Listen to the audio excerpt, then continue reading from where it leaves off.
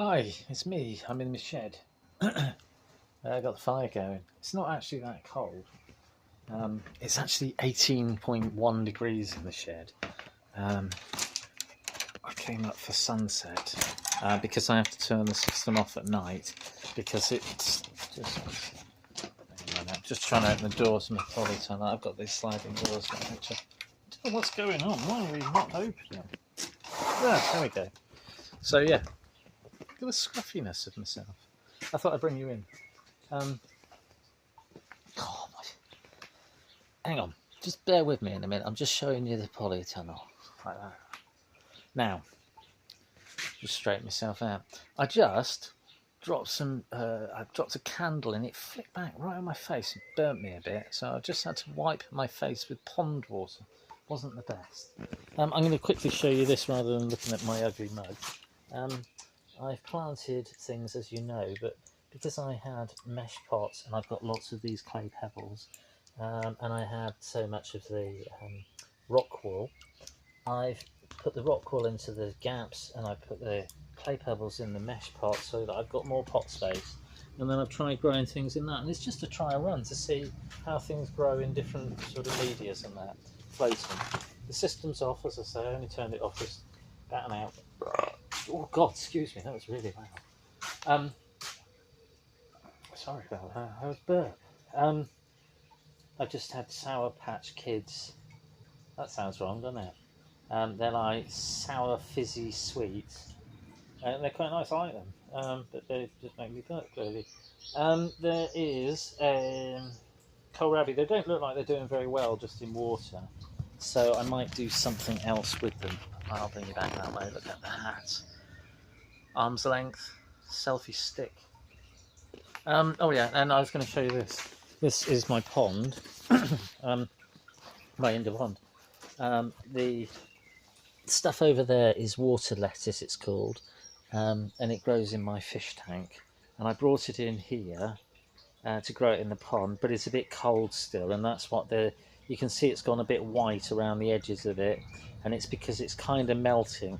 You get plants that you grow underwater, and if you warm them up or grow them too hot or things like that, they melt as well. And it does the same on the surface when they're floating. In the winter time, the whole plant melts away, and it's just the root which tends to just drop and sink to the bottom. I don't think they grow back from the ones here. I don't know. I haven't got any growing back from last year. It's all this year's that I've just brought up with me. All my little fish, all my white-cloud minnow, well, there's about 20, are all in this pond now. And my bromeliad's here, and that's going into flower. There's some grass that I pulled out of the bromeliad, and there's loads of these dandelions all growing. I did try and do a little show of trying to. Let's see if we can do this. I'll point it towards you. Perhaps that'll work. There's only a few left. Look.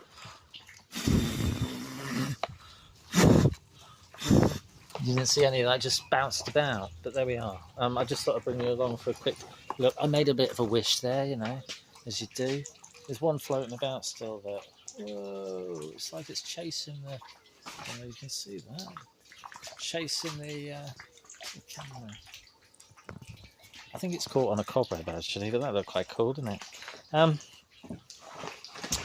The other thing that I did was I swapped the pipe over. This is the pipe that runs out through the pond, and it's just diverting the water. And the water now gets diverted into this square pipe, which has my strawberry plants in. And the strawberry plants' roots just go in and then down, and they sort of go along like that. So they can grow here, and they'll absorb any nitrates that's left in the water before it returns to the fish tank. And that's the fish tank there.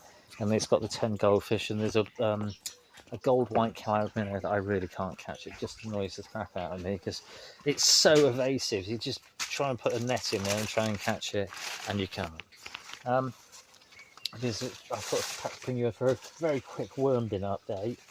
There's lots of muck here, and the muck is out of the fish tank. When I've been catching fish, as I do a scoop down, I do seem to look. There's some worms. I do seem to catch a lot of muck. See that? There's a worm egg there as well. Isn't that cool? they're making babies. Well, they're not making babies, they're laying eggs. But I just thought I'd show you baby worms.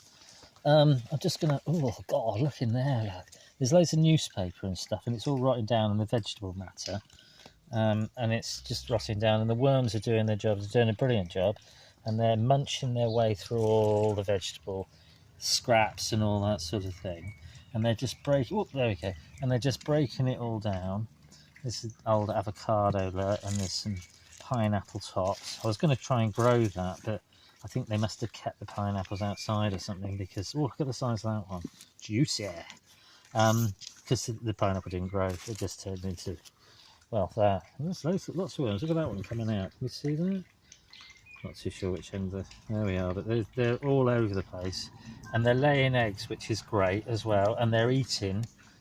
And there's things growing, but I just keep pulling them out and letting them rot down. And there's lots of fish out. There's lots of algae, and there's loads of worms, lots of worms and their eggs in there as well, which is nice to see. So there you go. There's a worm bin update. They're still eating through that bit, and I'm going to leave them until they've munched their way through the majority of that waste. There's a worm there. Look.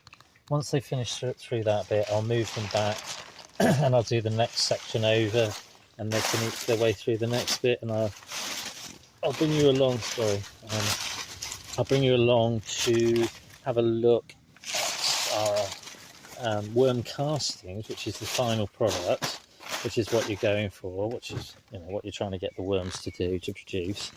And I'll bring you along for that. It's called Black Gold, and you put it in your flower pots to mix with your compost, and it's the best fertiliser. Well, it's one of the best that you can use to go in your garden. It's like a secret that more people should use. If you're growing flowers and plants and vegetables, you should do this, because it will help you. The rest of the thing, as I say, the media beds are off, but they are being watered now because the system's on all day long. There's two bathtubs, this one here and this one here. I've got to step over. I call it the mouse trap because it's just lots of pipes. I've got my little seat here, you see, and then I can sit like this. Sit like this, see, and do my flower pots. So I fill them all up and that, and then I put whatever I put in. So I put some mustards in. The celery, I think it's because the system's not on all the time, so the celery didn't do very well. I'm going to try and grow some in pots and let them grow on a little bit first before I put them into here. The peppers and things are growing, but very slowly, so I think it's just, it needs to warm up. Although 52 in here earlier, and it's mad how hot it does get in here. I've just closed all the vents. The ponds are, the pumps are off. I've got to just drain out a couple of loops just to stop air bubbles from